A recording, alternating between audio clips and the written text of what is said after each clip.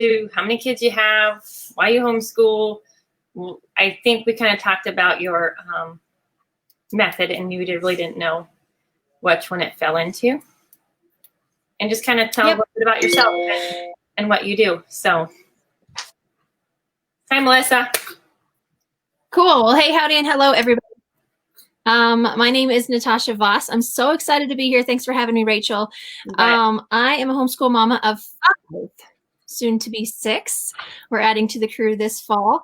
And so I've been homeschooling out of necessity, I think, for about 5 years, or we're going on our 6th. 12 years ago, we had a diagnosis come to one of our children called spinal muscular atrophy. It's a terminal diagnosis, but we chose to homeschool early on just to keep her out of the public system, because any cold that our oldest daughter would get would be detrimental.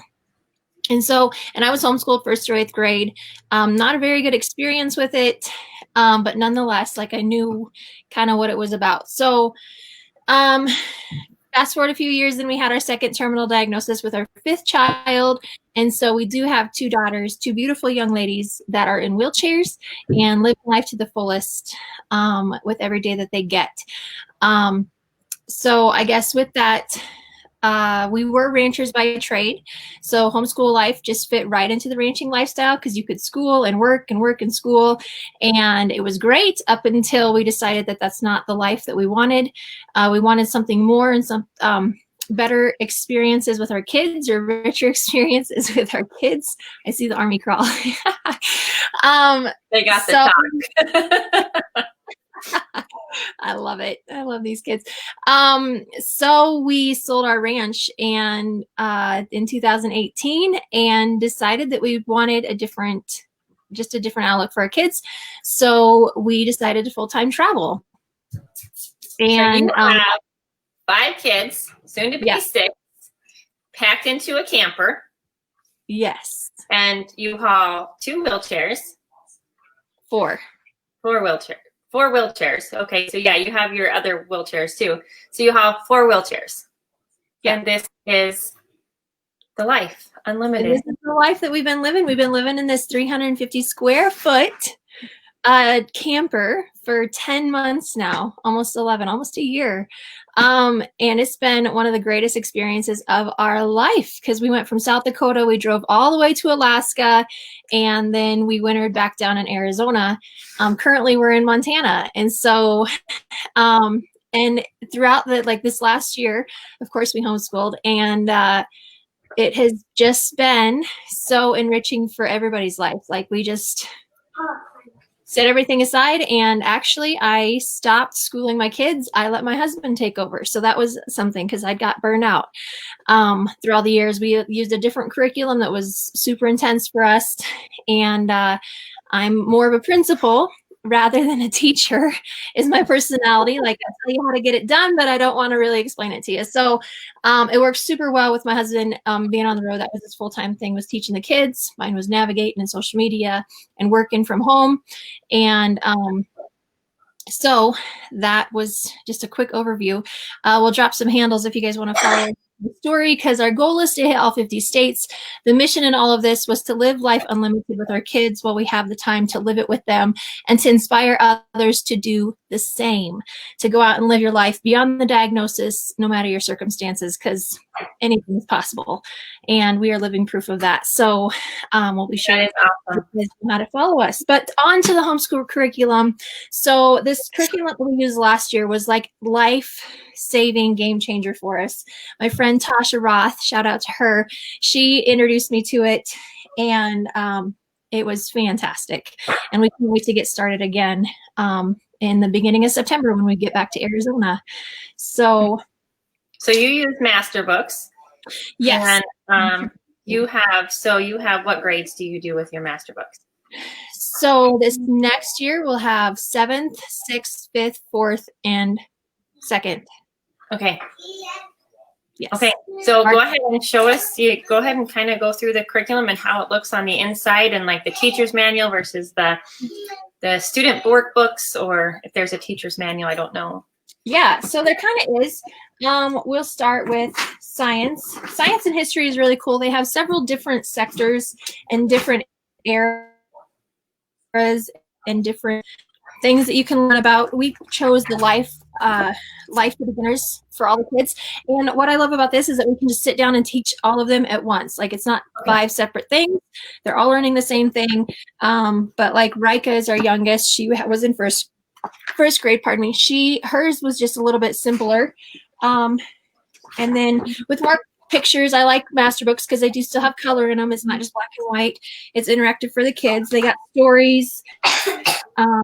We have like, even for first grade, can't really see that. They have like where you can trace the words and stuff. So they make it super interactive for them. So you can use that book that you have right there was called Life. Yes. So you can choose that for the same book for different levels. Is that what you're saying? Right. Well, we have the level 1 for first grade and kindergarten. And then you step into, these are the workbooks. And so you step into like, this is the black and white for the other kids. Okay. And so then it's more answer question. And then, the one in the 3rd grade had answers the one in 5th grade or 6th grade. And so you just judge it according to grade level, but they, get more in depth with the answers and stuff. But you read out of the same textbook for everybody. So same subject, you're covering the same subject as a group. Yep. And then you separate off by grade level. And so 2nd grader does their work that's at their level. 7th grader goes and does his work that's going to be at his level. Right. Okay. Yeah, but everybody's hearing the same information. So that's the same for science and history. Okay. Yeah. So we did American Story 3. I forget the ages or the time eras of this, but they have 3 different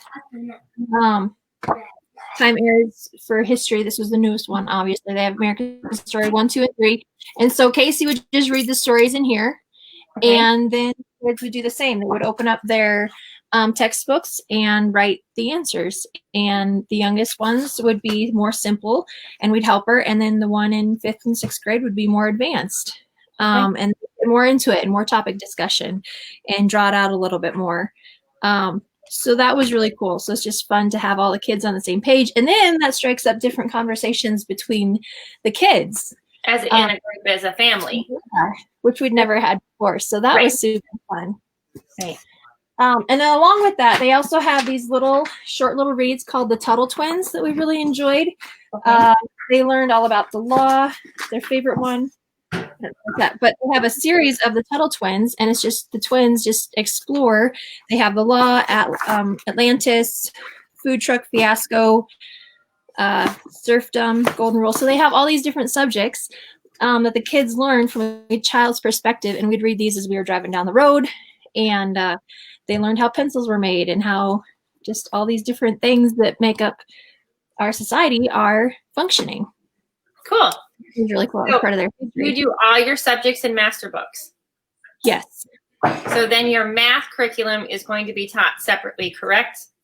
Because they're going to be different levels. Right. Yep. And this is 3rd grade math.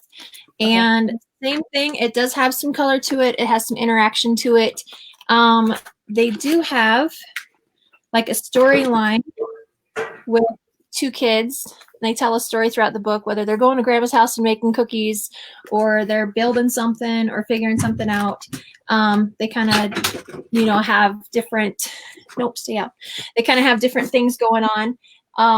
But yeah, math is separate, and so is language. So language, this is 5th grade language. It's a thicker book. And we really liked it because it really started off slow. It made sure that they were grounded in what they needed to know. And then it just quickly built from there. But you could go back and forth between, okay, remember, this is what, this is what this means, and then continue on from there. So I loved how thorough it was and how simplified it was. There's not a whole lot of busy work. Like once you get it, you got it, good, go on. And so that was super fun. So does each subject have its own teacher's manual? So would you have for your language arts, would you have your own teacher's manual, or is it kind of self-explained in the student's workbook? Up until 5th grade. Okay. 5th grade is when they start giving out teacher's manual. This binder is actually the answer key and teacher's manual for all 5 grades. Okay. And the answers come in the back of the books. So we just pull them out and then like put them in file folders. So we won't, we'll have the same things for next year. So we don't have to put, we'll tear them out and throw them away. But we don't have to organize for next year because we've got kids coming out with the same grades. But that made it like there's just for 5th and 6th grade, 5th grade, you have teacher's manual for math and language. History and science is pretty much self-explanatory and the answers in the back. But yeah, that was really, there's not a whole lot of extra books and extra stuff. And also this is a Christian curriculum, correct? For sure. Yeah. Yes. So do you have a separate Bible that you do, or is this kind of is God's word kind of planted in throughout all the subjects? Both. We did do devotions in the morning, but they do like in language, they're writing Bible verses. They're looking up scripture. You're talking about, they have a devotion book that you read stories out of, and then they write about the stories for language. And so it's very much intertwined. The person that helped spearhead this curriculum is Ken Ham, the same guy that helped build the Ark Encounter. Right. And so, you have that kind of perspective. The Answers in Genesis guy, if you really want to, he's got lots of material out there and he's really big about the answers in Genesis. So that's kind of his platform. And it's very thorough and it's very interacting and it's like right straight to the point. But it's very much Christian based and that was fun. We met him in Georgia. We got to see him in Georgia. Oh yeah. That's right. It all ties it all together. Come on, let's get up now. Sorry. Kids are coming in. Life. Yeah. The best thing about this is that I didn't have to write out and Casey didn't have to write out the schedule. We did condense it because it's a 5-day schedule, but in every one of the kids' books, they have a planner in the front. So the kid knows exactly what they're supposed to do. And so it's self-propelled. I like that, they already see what they're supposed to do. So they have week 1. Where's my camera? And then they have day 1, 2, 3, 4, 5, week 2. We did condense it into a 4-day week so that we can do more stuff while traveling and have a 3-day weekend. But that was really cool. Like it was just, grab it, order it, shows up at your door, look through it, and it's ready to go. And Casey would look through the night before, and try to get stuff ready. But y'all, my husband pick up and go type curriculum. You don't have to do a lot of pre-planning. Do they have science experiments or do they have little experiments that you can do? They do. Okay. Yep. And interactive. And he did a lot of marker board work and stuff. But for a rancher that has been a rancher dairy farmer all his life to pick up a curriculum and teach it to 5 kids, it was amazing. Like, you would have thought that he would have taught. He'd never taught before in his life. But he did so good. And the curriculum was just so laid out that he was able to do it. So walk us through Casey's day as far as like, you guys, the kids get ready and they're ready for school. Kind of walk us through your subjects and how you get it all done and about how long it takes for all the kids to complete their school day. Yeah. So we would make a goal of at least of being started by 9 o'clock, breakfast, chores, everything cleaned up, done. And he would be on the marker board at 9 o'clock and start with devotions. And then he usually started with math and they'd work through that and he'd get the kids going on that and ping pong between them and the answers and the questions and stuff. And then get into language, like get the writing stuff done first. And then he would dive into either science or history. And all in all, it would take 9, 10, 11, 12, probably till 12 or 1 o'clock. And then we'd have a late lunch. And and then they wouldn't really have homework. If we wanted to talk about more things, then we'd probably be packing up, driving down the road, or going to see the next park or whatever, where we were parked last year. Next adventure. Yeah, our next adventure. but it gave us plenty of time to do stuff as a family and still know that our kids were getting the basics of what they needed to get. Right. Like, I didn't feel like they were shorted. I didn't feel like it was too much. Because there's curriculums that, I mean, and it's just the personality of our kids. Some kids would speed through their stuff faster than others, and then they would read a book, or they'd read the Tuttle Twins, or they do art or whatever. This curriculum does have electives. Once you get to like 5th and 6th grade, you can start getting extra. 6th grade, I think, you can get like extra logic things and extra stuff for them to do. Our electives were just like ranger programs and adventuring out at the national parks and stuff, and driving down the road and figuring out gas mileage and all those things. Works kind of right in with there. How do your kids seem to respond to this curriculum compared to the other curriculums that you've used in the past? Like, how do you think that they feel about this? They really liked it. I mean, it was so much easier because we used the one we used before was a Becca book, and so it was just intense, and there was a really heavy workload. There was always busy work to be done, or always extra things to do, and this one just seemed a lot more just straightforward, easy, self-propelled, like they wanted to get it done and do it, and it wasn't so much of a fight to, even on the long days, to get it done. And so they really enjoyed it for sure. What is your one con that you would say if you had about this curriculum, if you had any? Like, I was trying to think of that. I was like, I need to come up with something that I don't like about it, but I'm not sure. Okay, and maybe there's not one. A couple of them, so I don't know how to, like, between a Becca and this one. Right. We used My Father's World a little bit, but yeah. So far, I mean, we're definitely using this one again, and I don't know what the con would be at this point. I like that they do have a Facebook group for support and stuff. They do have a referral program, which is nice. You can get points, like if you share it with a friend, you get points for referring.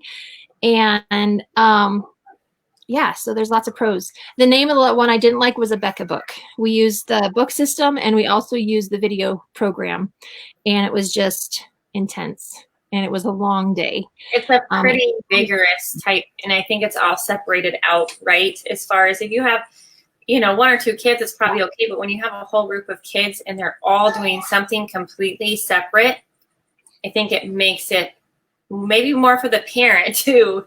It just strings out longer. It requires you to be there a lot more, or to be present a lot more. As far as, I mean, we, as homeschooling, we still have to cook, we still have to clean, we still have to wash laundry, we still have all this and homework we still have things to do.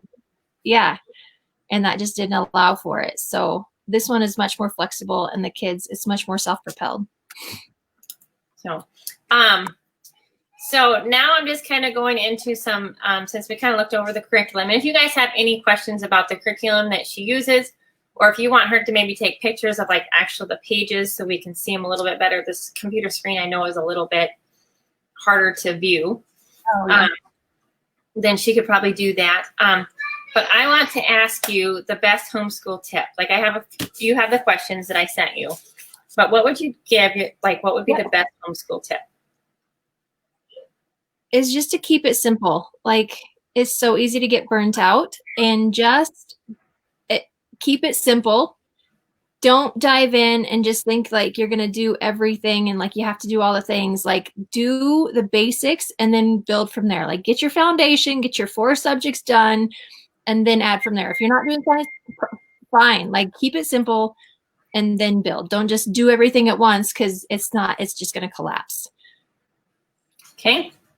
And that's good advice. I think sometimes we think, especially people that have been in the public school system, like I have, I grew up public school system, or parents that have kids in the public school system, they try to duplicate that, or think that we need to duplicate that. You have to fill 8 hours. You don't. And check the boxes and do that. And it's hard mindset to get out of it. I still struggle with it sometimes myself. And I've been doing this for almost 7, it'll be 7 going into 7 years. So best keeping it fun tip, because it can get to the point where it's not fun. Right. And it just goes along with keeping it simple. Like it just like if you can keep it simple, do your 4 subjects, and then do a baking class, go make cookies, do measurements, like incorporate what you're learning about into what life is, whether it's feeding the cows or baking cookies or driving down the road and gas mileage and how long is it going to take from here to there. Like try to think of outside the box of ways to just get your kids' brains working.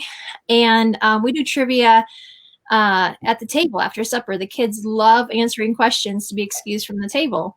And so just incorporating, like getting your found and just keeping it fun and just working with what, if the kids like questions and doing trivia, do that. There's plenty of options for cards and questions on the internet you can ask and stuff like that. But just incorporating education into daily life. So, and then you have the best organization tip. And this is going to be, you have completely StreamYard down into a little camper with 5 kids. So, different house or anything like that. I mean, you've got limited space. Yeah, we have, but it's great. It's simplified. Yep. You don't need as much stuff as you think you do. Right.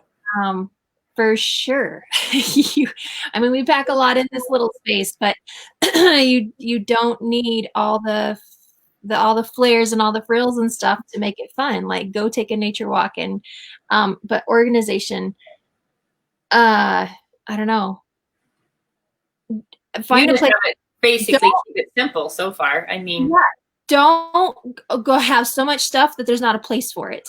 That's the problem with small house. Like you have to have a place for everything.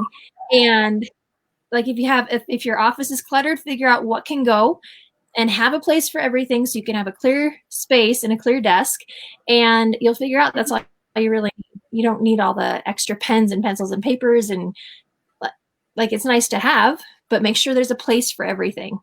That's probably my best pro tip, because there's not a place for it. It's going out the door here for sure.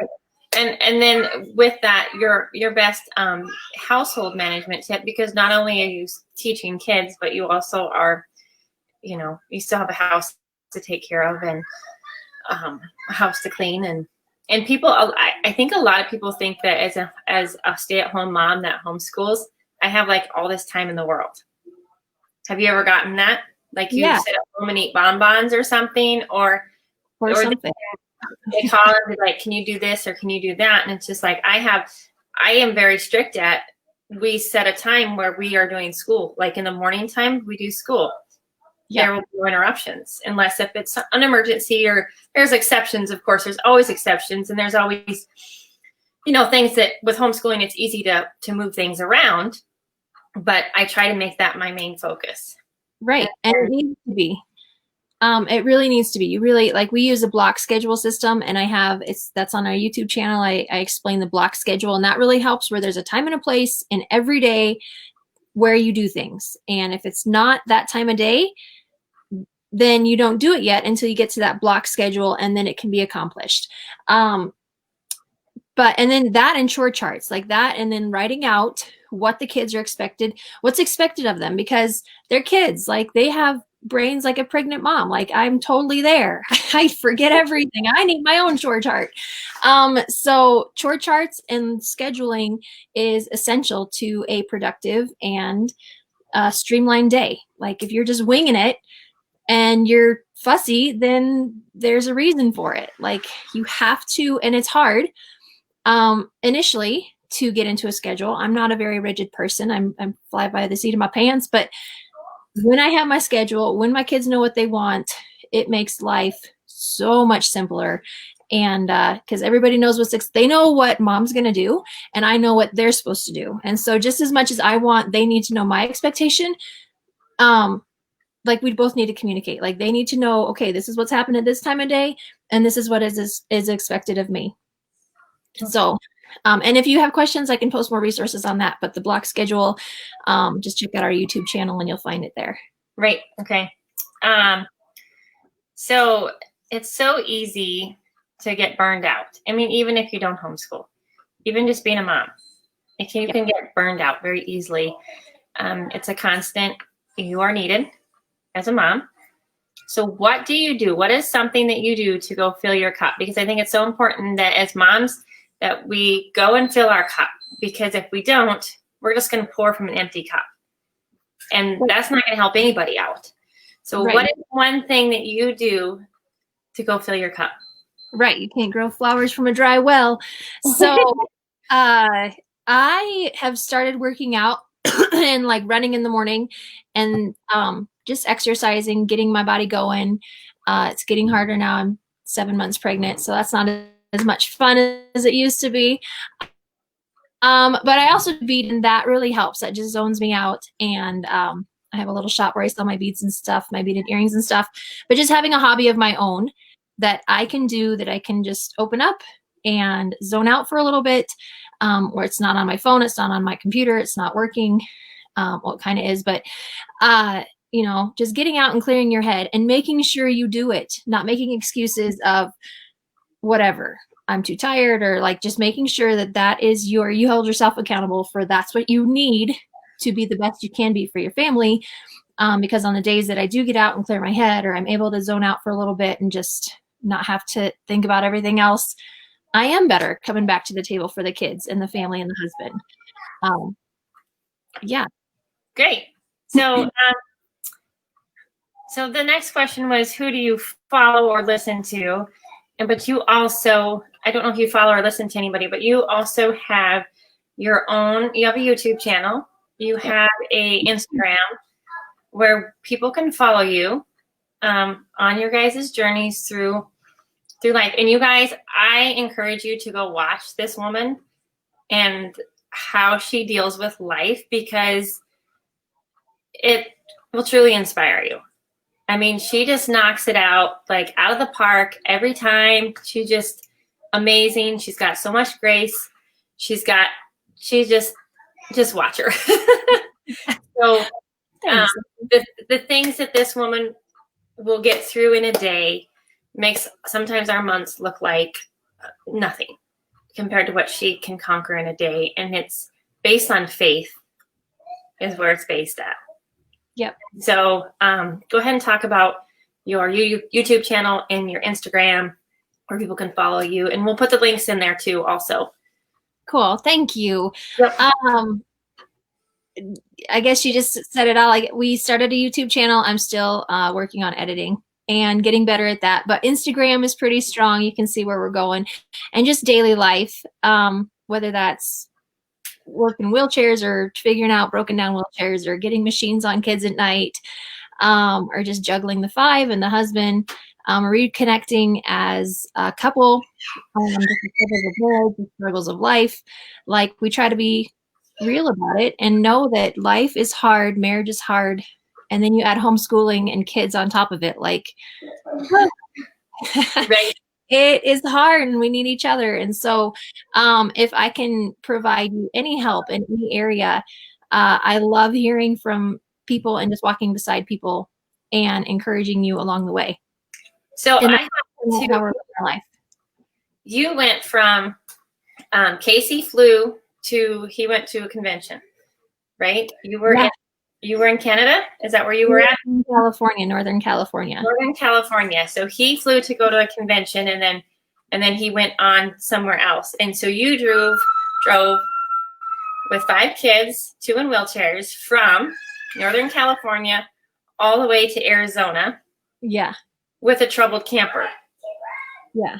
Because your axles were not good. You had, I don't know how many flat tires. It was flat tires that we did 7 different parks in 5 days. All the traffic in our rig. We have a 5500 Dodge and a 36-foot trailer. So it's like the beast going down the road. But we made it all the way through the Golden Gate Bridge, the Redwoods, Yosemite, Death Valley, Hoover Dam, Vegas. We drove the Vegas Strip twice. 11 o'clock at night just to see the lights with the kids. It's like 15 or 1,700 miles. I don't know. It was a trip of it was so fun. How many flat tires did you have? 3 or 4. And there's pictures of her changing the tires alongside the road. Yeah. I'll put them in here. But yeah, she didn't, because of the, that was an obstacle. It really was an obstacle. But you chose to make the best of it. And you chose to go ahead and see the beauty of God's world that he created, and to show your kids that. And you just trucked right along. So I just think it's you're an amazing person. So I just wanted to share that was, I always watched that. I was like, oh, another flat tire. It was. But my husband and be like, you're done. Come and get me. Drive us through. Yeah, it's not an option to just call for help all the time. But the reason that kid was is Casey was gone, and then we found out that the girls had to have their medicine and be at an appointment within like X amount of days. It's super short notice, and so it was like, well, here we go, and we're just gonna pack up and do it. But we didn't want to drive straight to Arizona because we didn't want to miss out. Like, that's the whole thing with life and the way we live it, is that I could have just loaded up, and it would have been like a 1,200-mile trip straight to Arizona. But I didn't know if we'd ever make it back, or if we'd have the days to make it back to California. I didn't know that COVID was going to hit, because COVID would take us out. It would be detrimental if the girls were to get it. And so, just looking hindsight 2020, I am so thankful for those hard choices made. Like, it was a struggle. But just that, if you're sitting in the point with homeschooling and you're like, should I do it or should I not? It's going to be hard. But choose hard. Choose your hard. Because if we would have drove straight to Arizona, lost our girls along the way, whenever, and didn't make those memories, that would be hard. Right. That would be really hard. Right. But I chose the hard to go make the memories and not have regrets later. And so that's my encouragement to you is choose your hard. And I think that maybe the starting, or the people that are starting this journey. I think you just kind of covered that one. To choose the hard. Choose your hard. And you will, when you see the fruits, the hards disappear. When you start seeing the fruits of your labor, and you see the fruits in your children, I think the hard disappears, and you're like, this is why I'm doing it. Because it's not easy to homeschool. I mean, some days are wonderful and some days are struggles, and it's not going to sit here and lie to you and say that, oh, it's so easy, But I think that's what we have to focus on. We have to keep our why positive, why we're doing this positive. And when you see the fruits, I think it just changes the whole outlook of it. Exactly. Right. So, do you have any advice for parents that are not new to this journey, that maybe are just don't know yet, if this is what they want to continue to do? Or right, just like I said, like, lean into the resources that you have. Find the people that thanks guys, find the people that you can lean on, and can just give you, and I love to, like, most homeschoolers love to help each other. Like, it's just an awesome community where if you come in, don't ask the questions, lean into the people that have been doing this for a while. Know that it's going to be hard. Know that you're going to have days or weeks that you feel like you fail. But then there'll be bright and shining moments that come through, and you're like, oh, this is why I'm doing this. This is why I chose to live this life. Or, choose your hard. Right. Yeah. So, well, Natosha, I just thank you so much for coming on this journey with me. Guys, my setup of this is kind of like a homeschool convention without the convention, where we can look at other curriculums, look to see how it works for other parents that are doing this, that have been doing this for a while, and just so that people can ask questions, of what it looks like in that curriculum, because there's so many choices out there. I mean, it's just it's overwhelming to know what curriculum, and you don't want to buy the curriculum if it's not going to work for your family. But if you guys can associate with like how Natosha is, you could be like, maybe that curriculum will work for us. And feel free to reach out to her. She would be glad to answer any questions and to help. Even take pictures of the curriculum, or if the husbands want to talk to my husband, like he was out wrangling kids and stuff, or else he would have been on. But he's more than happy to talk to husbands and dads and let them know like what's going on, or what, how he was able to school all the kids. and how much fun he had. Because the couple we're staying with right now are visiting, we're talking to them about it, and it's just dads need that too. Like your husbands you need to be on board. That's my last tip. Be on board with your husbands. Try to get that going so you're both going down the same lane. And then, if we need to develop a husband community of homeschool dads, then we will, and that's an option too. So whatever resources you need, please reach out, let us know, and you'll have it. You'll have the support you need. That's awesome. Another recommendation I have for you is to go to hslda.org. I think right now, in the moments that we're in, with how things are going, that we need to this is a homeschool defense legal act, where you kind of have a lawyer in your back pocket. I think there's going to be a lot of people homeschooling this year, and I don't know how the state governments or the federal governments are going to feel about it, but I just think it's important it's $12 a month. That's 2 cups of coffee at Starbucks. So I just think it's really important to have that, where you have a lawyer in your back pocket. They also show you where all your homeschool laws are. You don't have to be a member to see your homeschool laws. But I just really encourage you that. I'm working on a YouTube channel. That's like the non-technical person trying to figure out YouTube. So I am working on that. I think it's going to be called Core Health Mama. So Core Health Mama is what I'm trying to name it. So you can, I think, just YouTube that and it will show up. I have just my Matthew C video. I'll post this one on there. So if you guys have any questions, just reach out to us. And thank you for watching. Thanks for joining, Natasha. Yeah, my pleasure. Thanks for having me, Rachel. Can't wait till we get to see you again. I know. All right. We'll see you guys. Bye. Bye.